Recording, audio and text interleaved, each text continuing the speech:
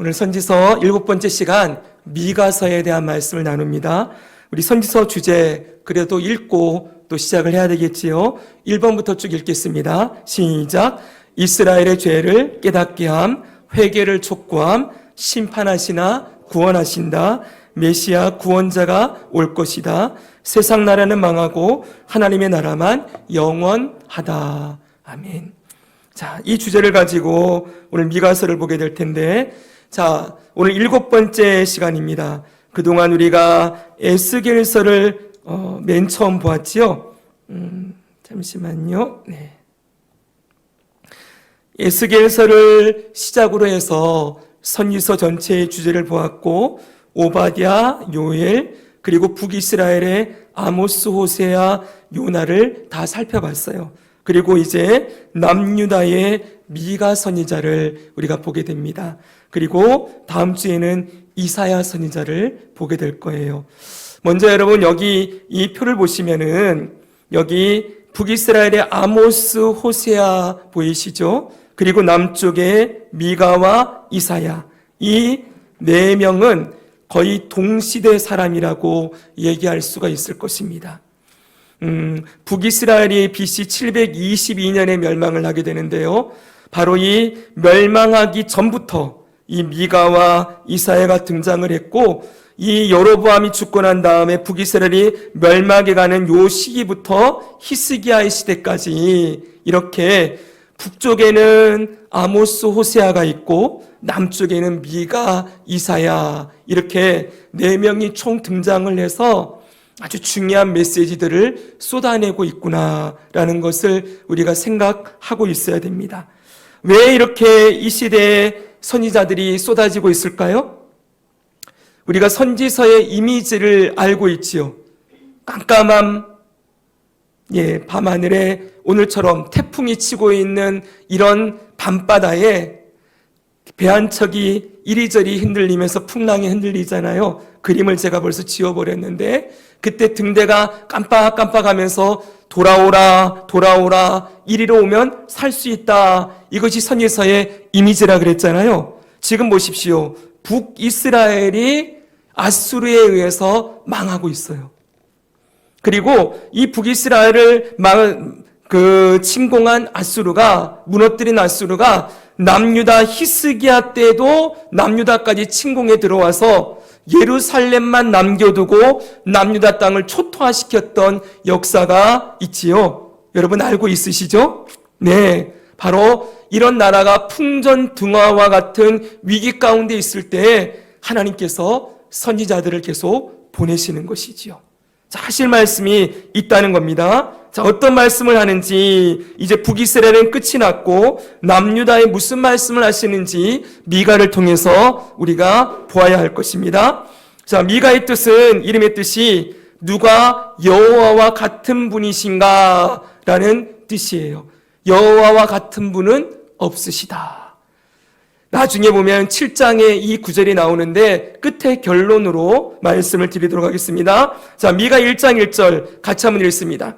시작. 유다의 왕들 요담과 아하스와 히스기야 시대에 모레셋 사람 미가에게 임한 여호와의 말씀 곧 사마리아와 예루살렘에 관한 묵시라 그랬어요. 자, 여기 보면은 요담, 아하스, 히스기야, 이건 남유다의 왕들이거든요. 자, 북이스라엘은 이때 누구일까요? 여로보암 2세로부터 해서 호세아에 이르기까지 이 나라가 망해가는 시기의 왕들, 그들과 겹쳐진 때 남유다의 왕들의 이름이 나와 있어요.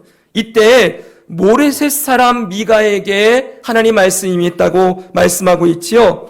자, 미가는 여러분 모레셋 사람이라고 되어 있는데, 자, 일단 지도를 한번 보실까요?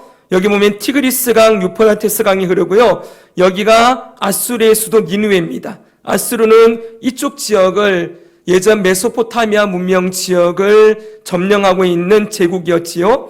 이 아수르 제국이 서진을 하면서 이렇게 밀고 내려와서 두로를 먹어버리고 사마리아 먹고 쭉 나중에는 이집트까지 점령을 한 그런 역사를 가지고 있습니다. 자, 이런 그 시대 가운데에서 여기 가사라고 있는데 여기는 블레셋 땅이에요. 블레셋 땅인데 남유다가 이 가사 옆에 있는 가드라고 있거든요. 요 가드라는 지역까지 남유다가 지배를 하고 있어요. 그러니까 블레셋 지방 가드 모레셋이에요. 모레셋이라는 땅이 여기 있던 미가를 하나님이 부르셔서 남유다와 북이스라엘을 향하여 예언하게 하셨다라고 말씀하고 있는 것입니다. 다시 말씀 보시면 여기 이렇게 돼 있죠. 사마리아와 예루살렘에 관한 묵시라. 그러니까 미가는 남유다만을 향한 선지자가 아니라 북이스라엘을 향하여서도 예언했던 선지자라는 것을 알 수가 있습니다. 자, 그러면 여러분 이 시대에 어찌됐든 미가 시대의 가장 중요한 사건은 바로 아수르 제국의 침공이에요. 아수르가 BC 722년에 북이스라엘을 점령해서 완전히 무너뜨렸고 남유다의 예루살렘까지 침공해 들어오는 이 시기 가운데 하나님께서는 북쪽에는 누구요? 아모스와 호세아, 남쪽에는요 미가와 이사야를 보내셔서 말씀을 전하게 하시는 것이지요.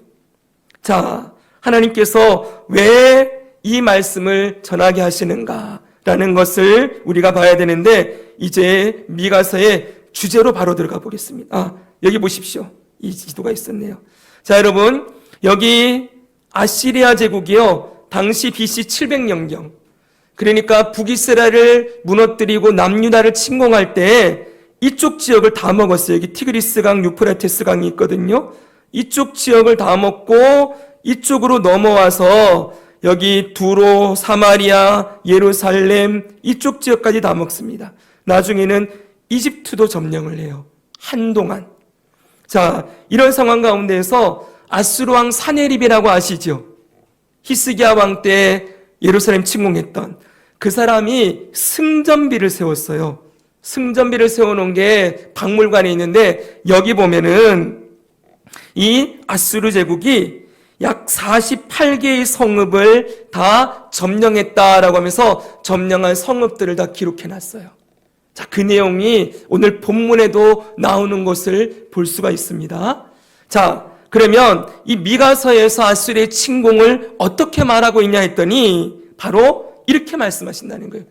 아수르의 침공은 하나님의 심판이다. 심판하시는 하나님에 대해서 미가서는 선포하고 있어요. 미가서는 처음부터 1장을 딱 열자마자 무슨 메시지가 나오느냐? 하나님의 심판에 대해서 먼저 선포하는 말씀으로 미가서는 시작되고 있습니다. 자, 1장 2절에서 4절 한번 보실까요? 같이 한번 읽겠습니다. 백성들아, 시작. 백성들아, 너희는 다 들을지어다. 땅과 거기에 있는 모든 것들아, 자세히 들을지어다. 주 여호와께서 너희에게 대하여 증언하시되 곧 주께서 성전에서 그리하실 것이니라. 하나님이 백성들은 다 들으라. 땅과 거기에 있는 모든 것들도 들어라 하고 해서 하나님이 그 땅을 향하여 포효하시는 거예요. 모든 땅에 이스라엘 땅을 향하여 하나님이 외치시기 시작하는데 뭐라고 말씀하십니까? 여호와께서 그의 초소에서 나오시고 강림하사 내려오시겠다는 거예요. 땅의 높은 곳을 밟으실 것이라. 이 땅의 높은 곳 어디겠습니까? 엄밀하게 말하면 여기 땅의 높은 곳은 성전을 말하는 거예요. 이 예루살렘 성전부터 해서 그 아래에 산들이 높고 골짜기들이 갈라지기를 불 앞에 밀초 같고 비탈로 쏟아지는 물 같을 것이니 하나님께서 성전도 밟으시고 그 밑에 모든 나라들도 다 밟아버리실 것이다. 다 불태우시겠다라고 강력한 심판을 선포하고 있습니다. 그래서 9절을 보니까 1장 9절이 이렇게 되어 있어요. 이는 그 상처는 고칠 수 없고 그것이 유다까지도 이르고 내 백성의 성문 곧 예루살렘에도 미쳤다. 이렇게 말하고 있거든요. 바로 아수르 왕 아수르의 침공에 대해서 말씀하고 있는 거예요. 자, 북이스라엘을 먹어버린 아수르가 남유다의 예루살렘에도 미쳤다. 이렇게 되어 있죠. 그러면서 1장 8절부터 15절까지 성경을 한번 보십시오, 여러분.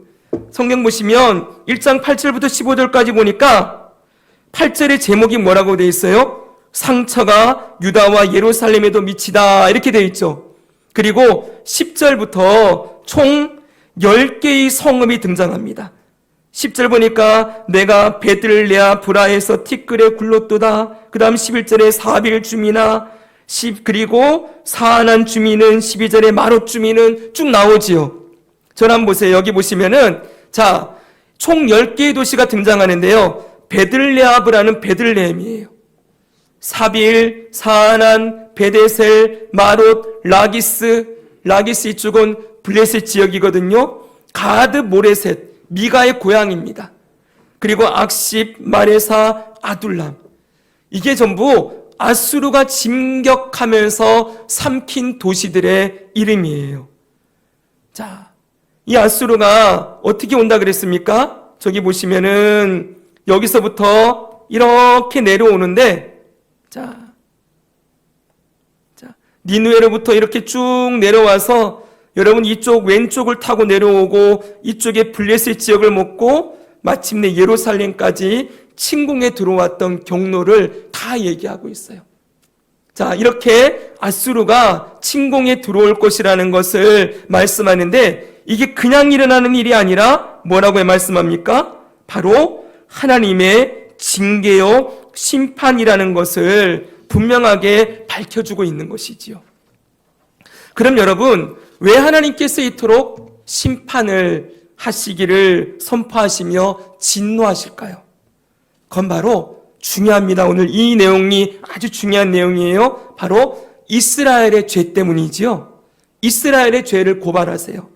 자, 심판하시는 하나님 주제가 나오고 그 다음에 이스라엘의 죄를 고발하시는데 그 죄에 대해서 1장 5절에 이렇게 얘기하고 있습니다.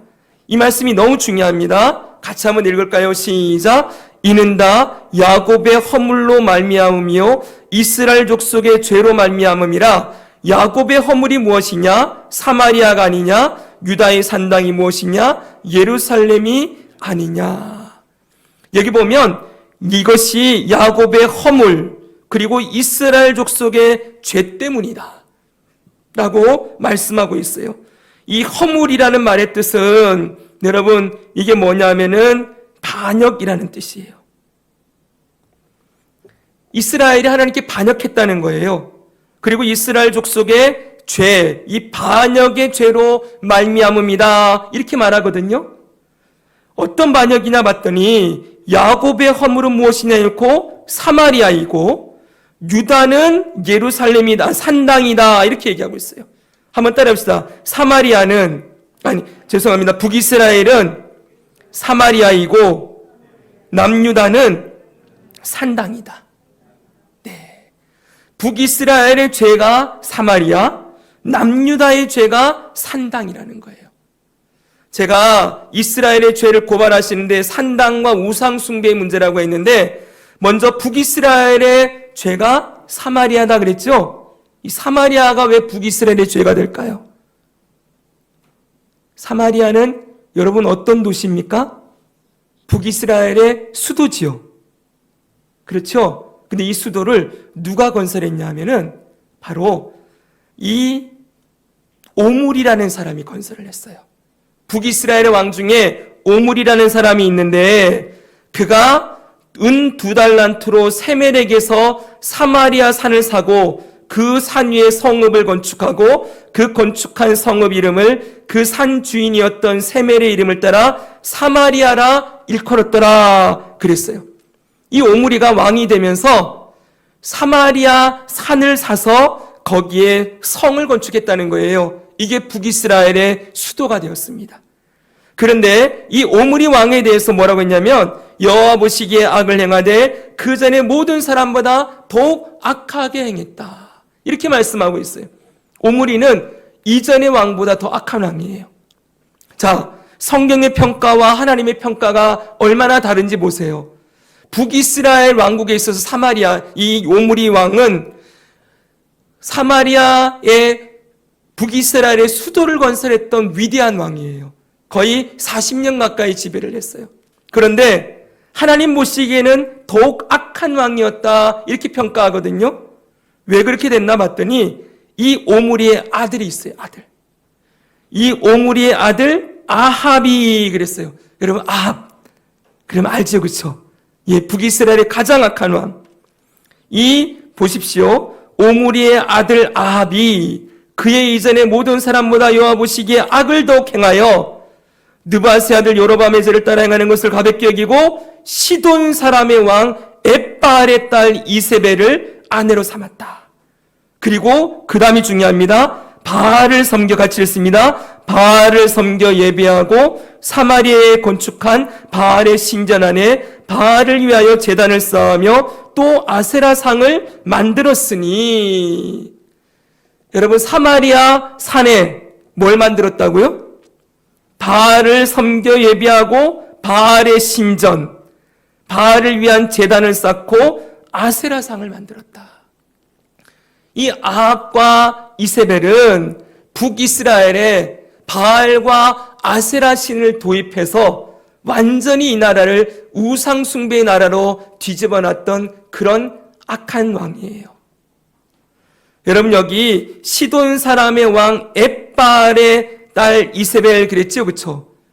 여기 시돈 사람은 저기 북쪽 지방에 제가 지도를 준비 안 했습니다. 두로와 시돈이라는 지방이 있는데 북이스라엘 위쪽으로 거기에 시돈 사람의 왕 엣바알의 딸이에요. 시돈의 왕의 이름이 뭐라고요? 엣바알.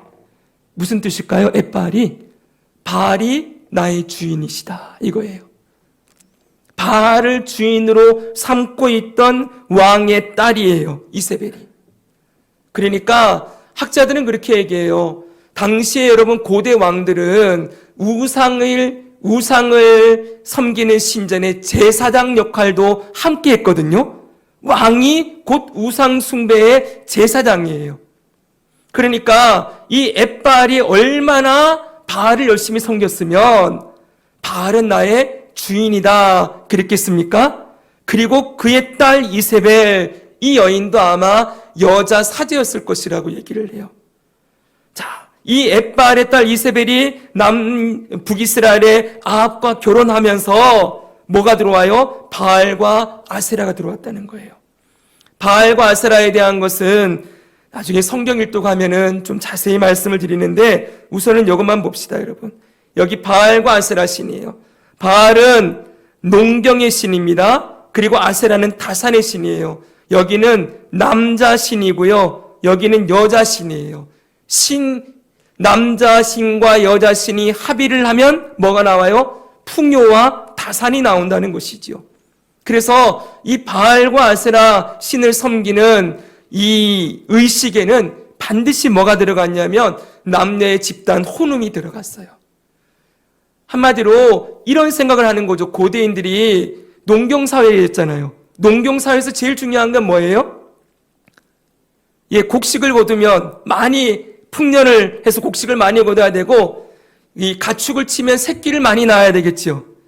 근데 세상이 돌아가는 원리를 보니까 하늘에서 비가 내리면 땅이 비를 품어요. 그리고 씨앗에서 생명이 나오는 거예요. 자, 그리고 수컷이 암컷과 교미를 하면은 생산이 돼요. 아, 남자, 여자, 양 이런 것들이 합의를 하니까 합쳐지니까 풍요와 나산이 나온다는 거지요. 그래서 남자 신을 만들어내고 여자 신을 만들어 놓고 이것을 음란하게 섬기는 것이 바알과 아세라 섬기는 문화였는데 이 문화를 그대로 북이스라엘에 가지고 들어왔다고요.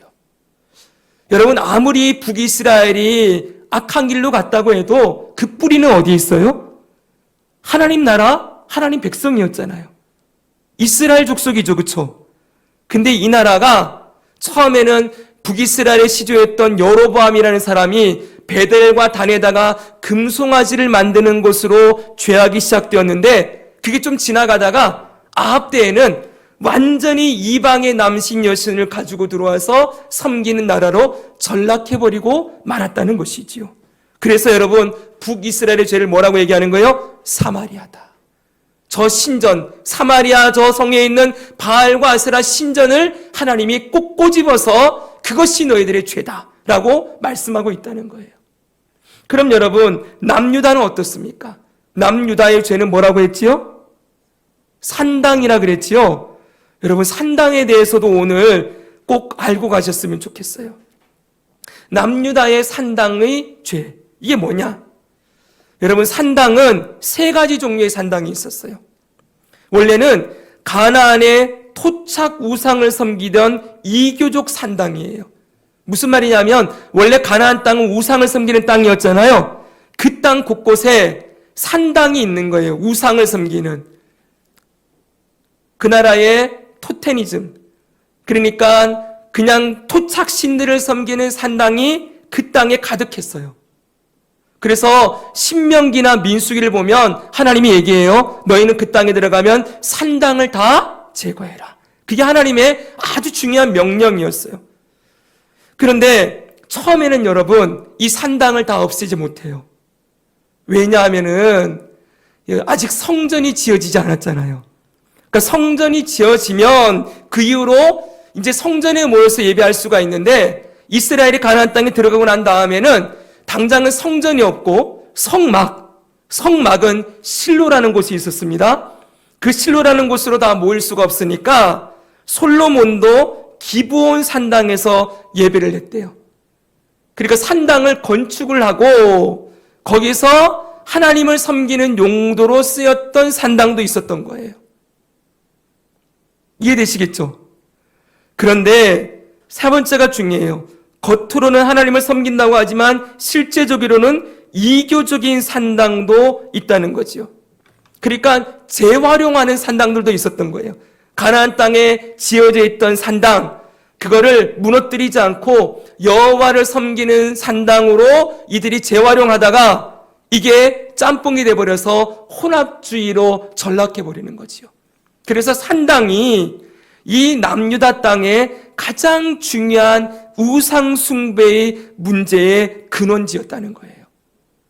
그래서 여러분, 열왕기 상하를 보면은 왕들의 역사가 쭉 나오잖아요. 그때마다 남유다의 왕들을 하나님 말씀하실 때 산당에 대해서 꼭 꼬집어서 말씀하는 것을 볼 수가 있습니다. 보십시오. 아사 시대 때예요. 아사 왕이 하나님을 처음에 잘 섬겼거든요. 근데 이렇게 기록해요. 다만 산당은 없애지 아니하니라. 여호사밧, 아주 위대한 선한 왕이었죠. 근데 이 사람도 여호와 앞에서 정직히 행하였으나 산당은 폐하지 아니했으므로 백성이 아직도 산당에서 제사를 드리며 분향하였더라.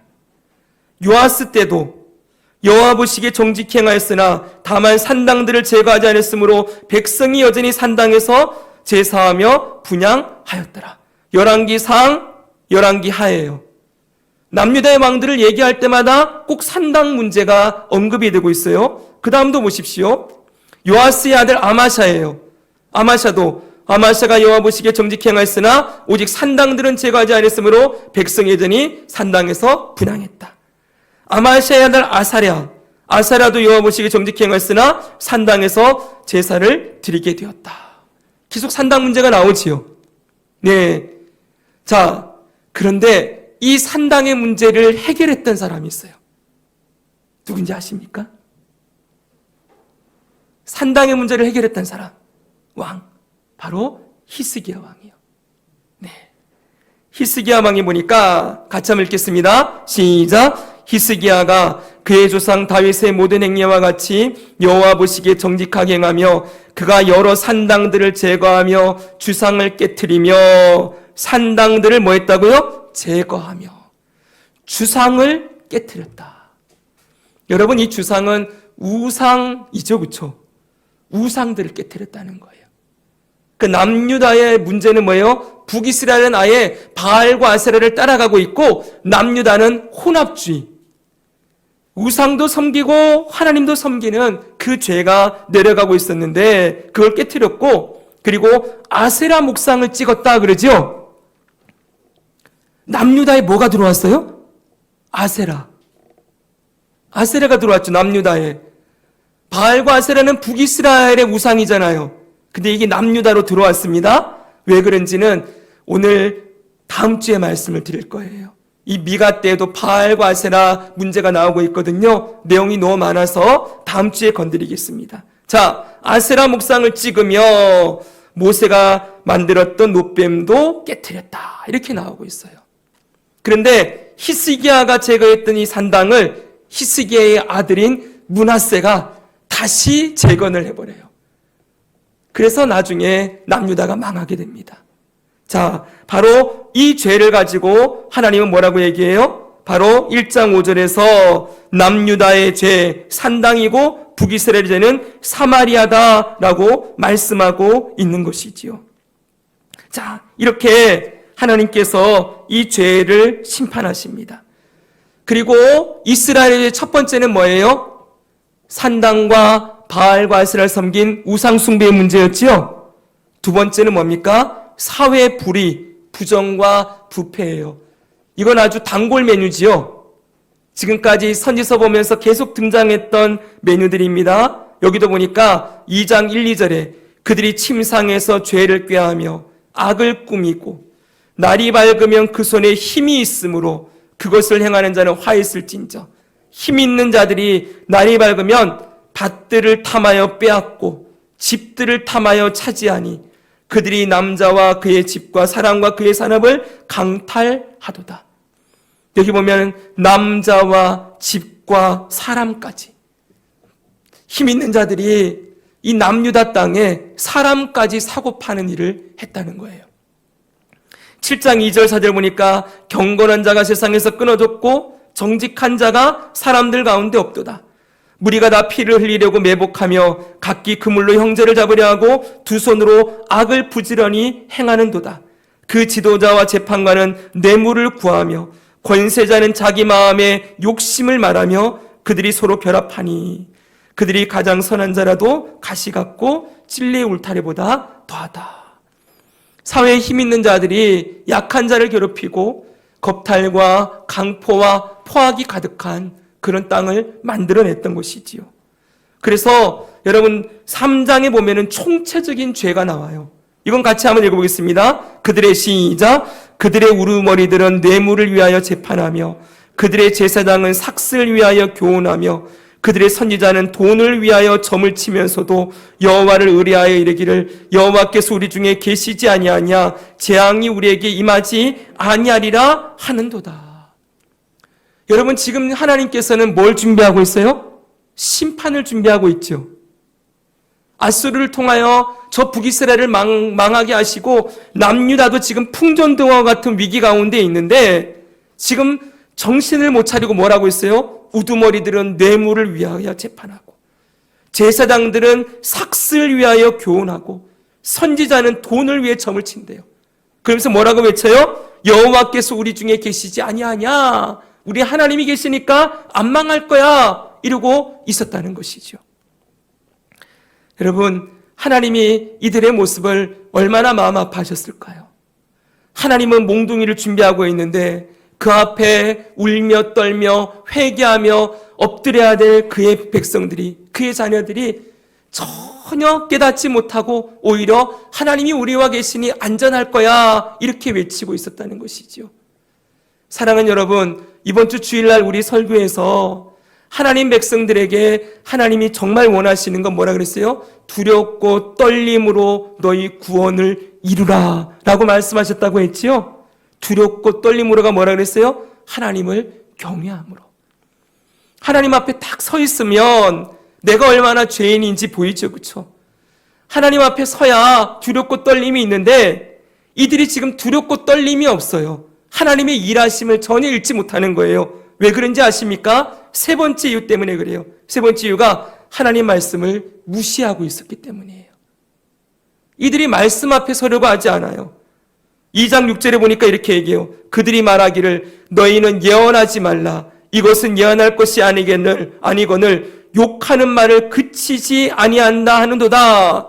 선지자들을 향하여 예언하지 말라. 너 입을 한번 다물어라. 그러면서 욕하는 말을 그치지 아니한다. 무슨 말이에요?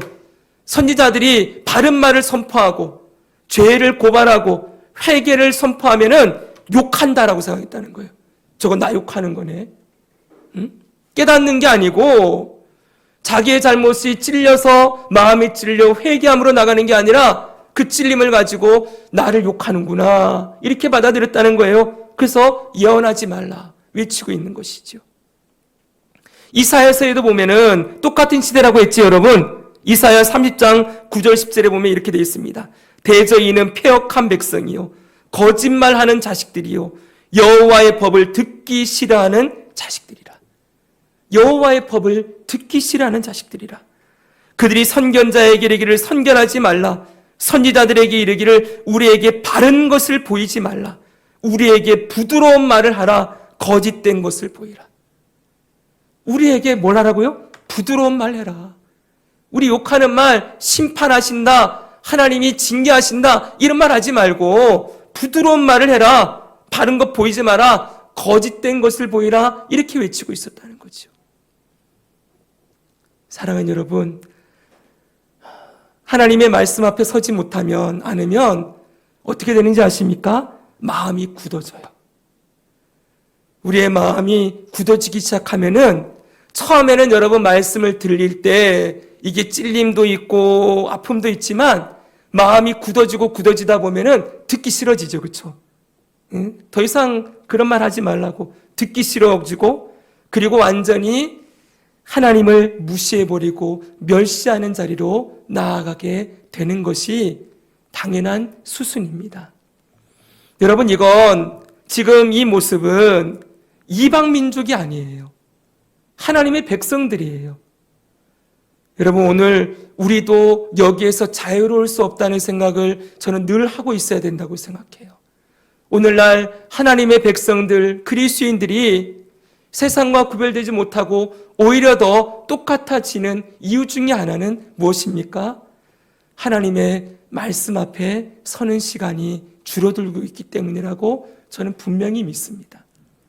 말씀 앞에 서야 성령께서 그 말씀을 통하여 우리의 심령과 골수를 찔러 쪼개기까지 하고 그리고 우리로 하여금 하나님을 경외함으로 두렵고 떨림으로 하나님 앞에 나아가 나 자신의 구원의 모습, 내가 지금 성령의 인도하심에 순종하며 살아가고 있나를 점검하고 나아가게 될 터인데 그런 시간이 점점 없어지니 이제는 죄가 죄인지도 모르고 하나님이 원하시는 것도 분별할 줄 모르고 그냥 나는 그럼에도 불구하고 하나님 백성이니 구원받았으니 하나님이 나를 버리지 않으실 것이니 이러면서 잘못된 길로 나아가는 것이지요. 여러분 이건 장로교의 큰 폐해 중에 하나예요. 장로교가 칼빈주의를 따르고 있는데 칼빈주의자들의 가장 중요한 핵심 교리는 하나님의 주권입니다. 하나님은 구원하신 자 끝까지 구원에 이르게 하신다 라는 것이 정말 중요한 교리거든요. 근데 이게 정말 은혜잖아요. 아무리 실패하고 연약해도 구원하신 자를 성화와 견인을 이어서 하나님의 자녀된 자를 영화에 이르게 하신다는 게 너무나도 중요한 하나님의 은혜를 보여주는 그러한 중요한 교리인데 이걸 악용하는 거예요. 한 번 구원은 영원한 구원이니 나는 구원받았으니 어떻게 해도 괜찮다. 어차피 회개하게 하실 거다. 제가 정말 싫어하는 말 중에 하나가 회개하게 하실 거라는 거예요. 여러분 회개하게 하시는 게 아니라 회개하라라고 말씀하셨죠. 그렇죠 여러분. 회개하라라고 말씀하셨어요. 그럼 우리는 뭘 해야 됩니까? 회개하겠습니다. 해야 되는 거잖아요. 근데 회개하게 해주시면 회개하겠습니다. 이게 무슨 말입니까 이게? 말장난도 아니고. 기도하라. 근데 기도하게 해주십시오. 아니죠 여러분. 기도하라고 하셨으면 네 기도하겠습니다. 사랑하라 하셨으면 네 사랑하겠습니다.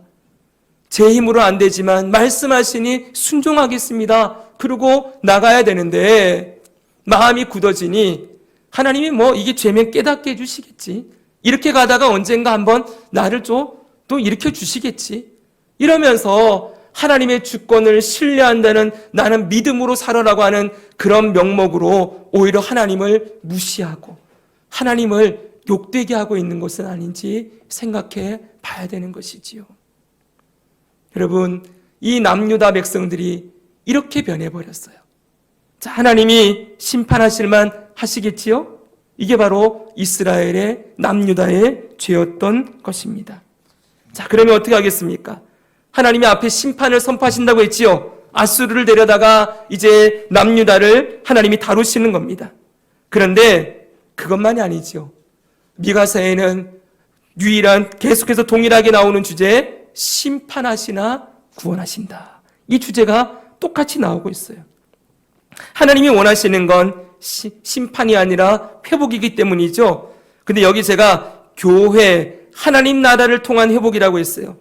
딱 여러분 성경을 보시면 미가 3장까지는 막 죄에 대해서 하나님의 심판이 막 나와요. 근데 4장을 딱 열면은 분위기가 팍 바뀌어요. 그리고 4장부터는 갑자기 막 빛이 비쳐요. 4장 1절에 보니까 끝날에 그랬지요. 끝날에 같이 한번 1절 2절 읽을까요? 시작. 끝날에 이르러는 여호와의 전의 산이 산들의 꼭대기에 굳게 서며 작은 산들 위에 뛰어나고 민족들이 그리로 몰려갈 것이라. 곧 많은 이방 사람들이 가며 이르기를 오라 우리가 여호와의 산에 올라가서 야곱의 하나님의 전에 이르자. 그가 그의 도를 가지고 우리에게 가르치실 것이니라. 우리가 그의 길로 행하리라 하리니 이는 율법이 시온에서부터 나올 것이요 여호와의 말씀이 예루살렘에서부터 나올 것임이라. 아멘. 여기 보니까 아주 유명한 찬양, 오라 우리가 여호와의 산에 올라 하나님의 전에 이르자, 찬양도 있죠. 그렇죠? 네, 율법이 시온에서 나오고 여호와의 말씀이 예루살렘에서 나온다. 지금 여러분 남유다는 잘 들어보세요. 아수르의 침공을 받고 100년 후에는 바벨론의 침공을 받아서 완전히 무너져 버려요. 그런데 하나님은 율법이 시온에서 나오고 여호와의 말씀이 예루살렘에서 나오고 여호와의 전의 산이, 여호와의 성전이 세워진 산이 산들의 꼭대기에 설 것이다. 여러분 여기 산들은 세상을 말하는 거예요. 이 세상 위에 여호와의 성전이 세워지고 그 여호와의 성전으로부터 하나님의 말씀이 나오게 될 것이다. 야곱의 여호와의 전에 이르자 그가 그 돌을 가지고 우리에게 가르치실 것이다. 다시 말하면 성전이 세워지고 그 성전을 통하여 말씀이 흘러나오게 될 것이다. 많은 이방 사람들이 거기로 몰려들게 될 것이다 라고 말씀하고 있다는 거예요.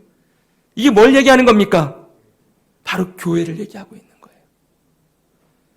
여러분 선지자는 제가 이중 렌즈가 있다 그랬죠? 가까이 말하는 것도 있고 멀리 말하는 것도 있다 그랬잖아요. 미가서는 특별히 멀리 가버려요. 지금 BC 700년대예요. 그리고 600년대에 바벨론에서 망해요. 예수님이 오시려면 아직 700년이 남았어요. 교회 시대가 열리려면. 근데 700년을 훌쩍 넘어서 좀 이따 말씀드리겠지만 예수님을 통하여 교회가 세워지고 교회를 통하여 여호와의 말씀이 모든 산들 위에 여호와의 성전이 세워져서 교회예요. 교회가 세워져서 그로부터 말씀이 흘러나가고 그리로 모이게 될 것이다 라고 말씀하는 거지요. 지금 이 말씀이 지금 이 땅에 이루어지고 있는 중이지요. 할렐루야. 이루고 있죠. 그렇죠? 네. 바로 구원을 하시는 하나님의 구원이 단지 이스라엘의 구원만이 아니라 온 땅에 죄인들을 구원하시는 구원의 계획을 이루실 것이라는 걸 보여주고 있는 거예요.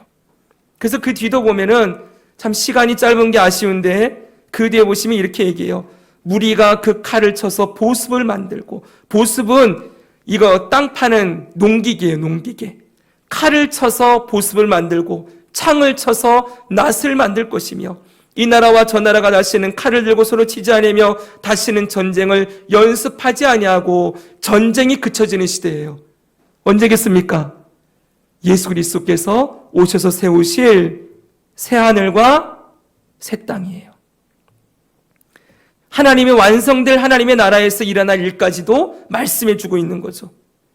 자, 다음도 이렇게 말씀하고 있습니다. 여호와께서 말씀하시되 그날에는 내가 저는 자를 모으며 쫓겨난 자와 환난 받게 한 자를 모아 발을 저는 자는 남은 백성이 되게 하며 쫓겨났던 자들은 강한 나라가 되게 하며 나 여호와가 따라합시다. 시온산에서 이제부터 영원까지 그들을 다스리리라. 아멘. 영원까지 다스리리라. 완성될 하나님의 나라, 예수님이 오신 이후에 이루어질 나라에 대해서까지 말씀해 주고 있다는 거예요. 그래서 여러분, 이 일은 누가 오셔야 되는 거죠? 예수님이 오셔야 되는 거죠.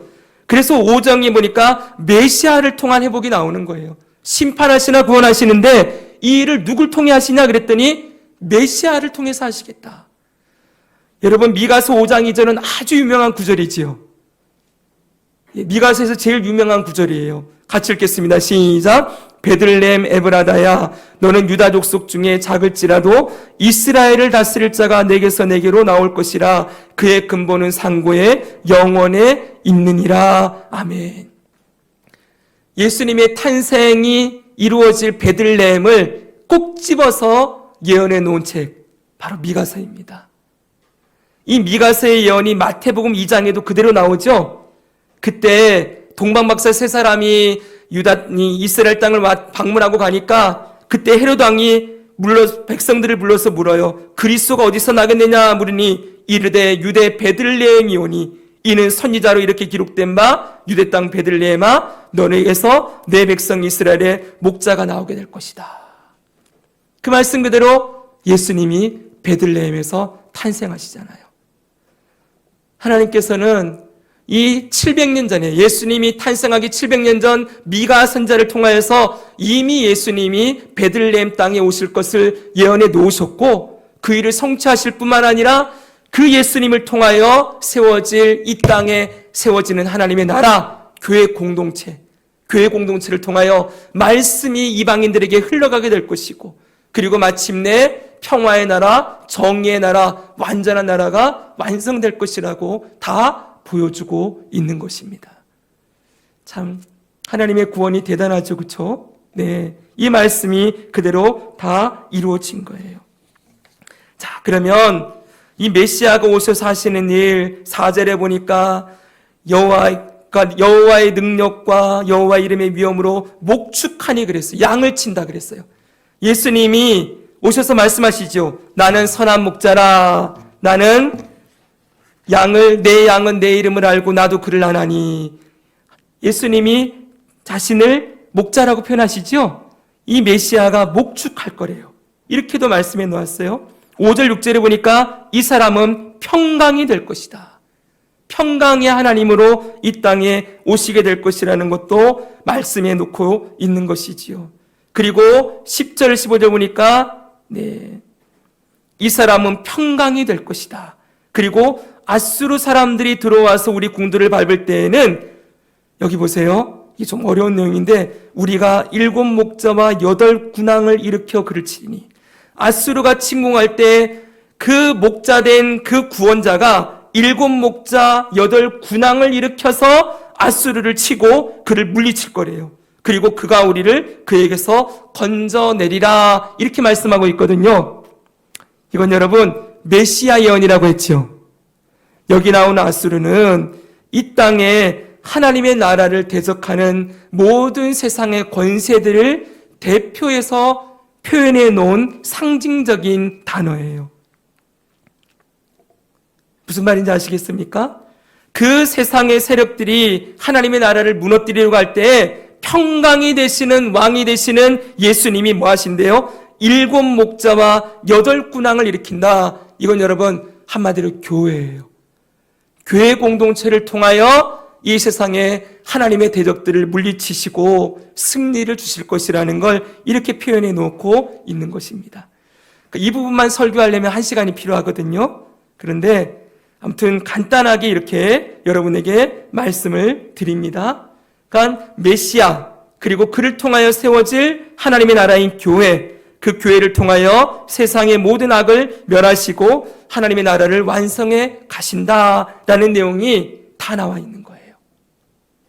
자, 그러면 이제 마지막으로 우리가 생각해 볼 것이 있습니다. 우리가 미가서의 내용을 다 봤는데 미가서의 적용이에요. 요 밑에 제가 적었습니다. 같이 한번 읽겠습니다. 시작. 하나님이 그의 백성들에게 원하시는 것은 무엇인가? 그럼 지금 아수르의 이 풍전등화 같은 이 상황에서 하나님이 막 심판을 선포하시고 아수르가 밀려오고 있는 이 상황에서 하나님이 미가를 통하여 이스라엘에게, 그의 백성들에게 주고 싶은 메시지가 뭐냐? 간단하게 세 가지입니다. 첫째는요, 이거예요. 하나님의 일하심을 기억하라는 거예요. 하나님을 기억하라는 거지요. 6장에 가보면 이렇게 말씀하고 있습니다. 너희는 여호와의 말씀을 들을지어다. 여러분, 5장까지 하나님이 회복을 말씀하신 다음에 하나님이 원하시는 얘기를 이렇게, 너희는 내 말 좀 들어봐라.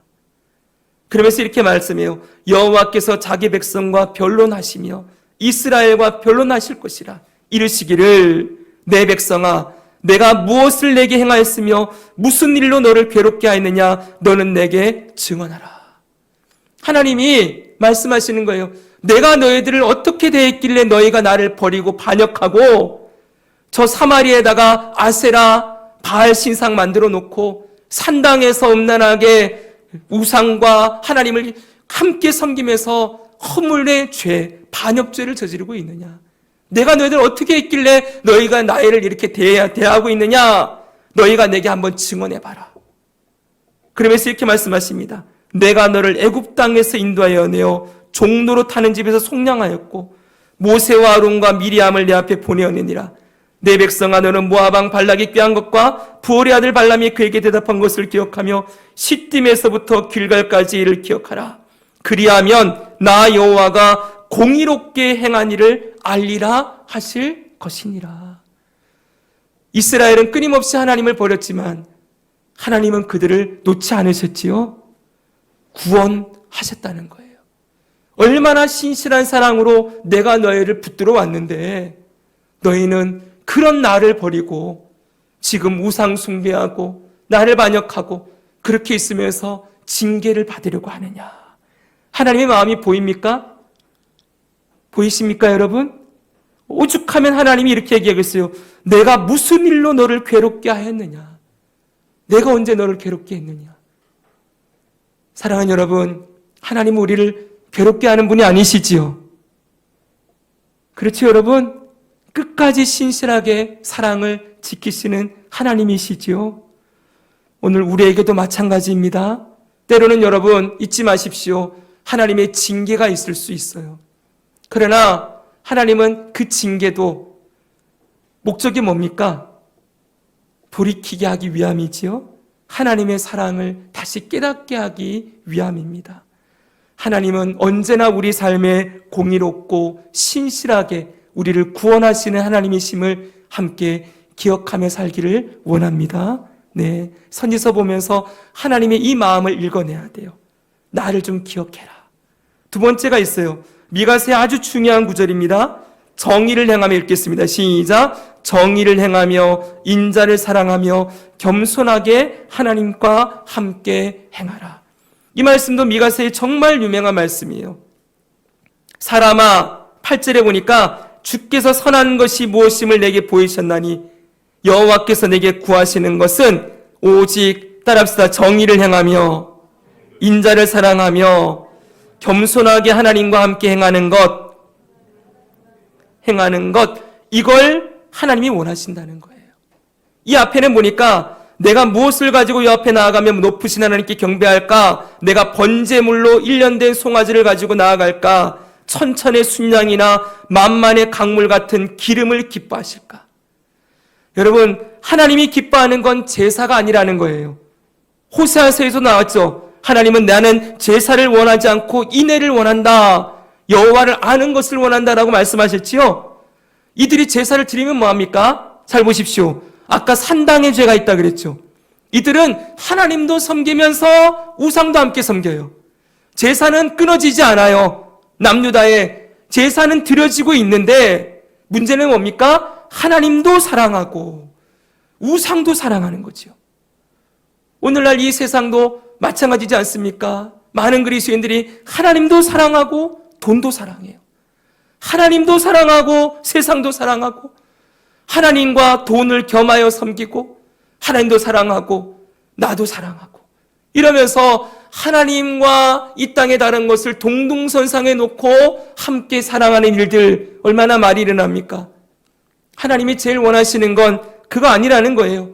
너희가 아무리 제사를 드리는 거 나는 그거 원하지 않아. 그러면서 하나님께 말해요. 사람아, 주께서 선한 것이 무엇임을 내게 보이셨나니. 가장 선한 것, 하나님이 가장 기뻐하는 걸 보이셨나니, 하나님 구하는 건 정의를 행하며 제사를 드리면서 사회적으로 약한 자, 부족한 자, 내가 힘 있다고 강탈하고 겁박하는 거 안 되겠죠, 그렇죠? 하나님이 주신 힘을 정의롭게 공의롭게 흘려보내는 일을 해야 하고, 그 다음이 중요해요. 인자를 사랑하며. 여기 인자를 사랑하며가 뭘까요? 여기 인자는 어질 인자, 사람 자자에서 사람을 어질게 대해라, 이 인자가 아니에요. 이 인자는 약속을 지키는 신실함이에요. 여호와는 인자하시다라고 하시죠? 이 인자라는 단어가 구약 성경에 제일 많이 나오는 단어예요. 헤세드라고. 한번 해보세요. 헤세드. 히브리어 헤세드는 여호와는 인자하시도다. 여호와의 인자하심과 성실하심이 크시도다. 수없이 나오죠. 그 인자가 뭔지 아세요? 둘이 약속을 했어요. 그런데 한쪽이 약속을 어겨요. 그러면 한쪽이 이 약속을 이쪽이 어겼기 때문에 이쪽은 안 지켜도 되지요. 약속을 파기한 쪽이 상대방이니까 나는 안 지켜도 아무런 문제가 없지요. 그런데 이 상대방이 약속을 어기던 지키던 내가 약속을 했으니 내 편에서는 끝까지 신의를 지키는 거예요. 약속한 것을 끝까지 지키는 모습을 인자라고 해요. 그게 하나님의 인자예요. 하나님과 이스라엘의 관계를 보십시오. 하나님은 그들을 언약 백성으로 택하여 삼으셨어요. 이스라엘은 끊임없이 반역해요. 하나님이 이스라엘을 버려도 괜찮겠죠. 그러나 버리십니까? 안 버리십니까? 안 버리시고 끝까지 구원하시지요. 신실하게 그들을 대하세요. 하나님께서 그의 백성들에게 원하시는 것도 인자를 사랑해라. 너가 나와 맺은 언약을 기억 좀 해라. 내가 너에게 이렇게 신실하게 너를 대하는데 너는 왜 나와 약속한 것을 그렇게 깨트리고 네 멋대로 나가려고 하느냐. 나와 맺은 언약을 기억하고 사랑하는 자가 되어라. 너는 나 외에는 다른 신을 내게 두지 말라 말씀하신 약속에 네 그렇게 하겠습니다 했으면 정말 하나님만을 나의 구원으로 오직 하나님만을 사랑하는 자로 살기를 하나님이 원하신다는 거예요. 신실한 사랑. 하나님이 우리를 신실하게 대하듯이 우리도 신실하게 오직 하나님만 사랑하겠습니다. 이게 하나님이 원하시는 거라는 거예요. 그리고 겸손하게 내 하나님과 동행하는 것. 날마다 하나님과 함께 살아가는 것. 그게 하나님 제일 원하시는 거라는 거예요. 천천의 순양을 드리고 만만의 강물 같은 기름을 드려도 하나님 이거 하나도 안 기쁘시대요. 하나님의 자녀들이 정의를 행하고 신실하게 하나님을 사랑하고 하나님과 동행하며 살아가는 것. 이것이 하나님이 원하시는 것이다. 오늘 우리에게도 이 말씀은 동일합니다. 우리의 왕 예수 그리스도 앞에 오늘 우리가 어떻게 살아가고 있는지를 다시 점검해 보기 원합니다. 마지막으로는 구원과 회복을 주시는 하나님을 찬양하라는 거예요. 7장 18절 있습니다. 시작. 주와 같은 신이 어디 있으리까? 끝에 결론이에요. 이게 미가 이름의 뜻이에요. 미가 이름이 여호와와 같은 분이 어디 있습니까? 이거 있잖아요. 그렇죠? 네, 바로 하나님을 찬양하는 모습을 얘기하고 있는 거예요. 이 세상에 누가 여호와와 같습니까? 하나님과 같이 신실하고 하나님과 같이 완전하고 하나님과 같이 선하신 분이 어디 있습니까? 미가서는 그 미가의 이름대로 마지막 하나님을 찬양함으로 끝이 나요. 미가가 찬양할 수 있었던 이유는 뭐겠습니까? 비록 심판하시지만 메시아를 통하여 구원하시고 끝까지 신실하심 사랑을 베푸르실 하나님을 생각하니까 주와 같은 신이 어디 있으리까 찬양하는 거예요. 그러면서 같이 19절 20절 읽고 마치겠습니다. 주께서는 시작. 주께서는 죄악과 그 기업의 남은 자의 허물을 사유하시며 인애를 기뻐하심으로 진노를 오래 품지 아니하시나이다. 다시 우리를 불쌍히 여기셔서 우리를 죄악의 발로 밟으시고 우리의 모든 죄를 깊은 바다에 던지시리이다. 주께서 옛적에 우리 조상들에게 맹세하신 대로 야곱에게 성실을 베푸시며 아브라함에게 인애를 더하시리라. 할렐루야. 아멘. 하나님은 이런 분이십니다. 우리 하나님을 찬양하고 하나님을 믿고 하나님만을 의지하고 따라가는 믿음으로 다시 하나님 앞에 나아가기를 주 예수님 이름으로 축복합니다. 아멘.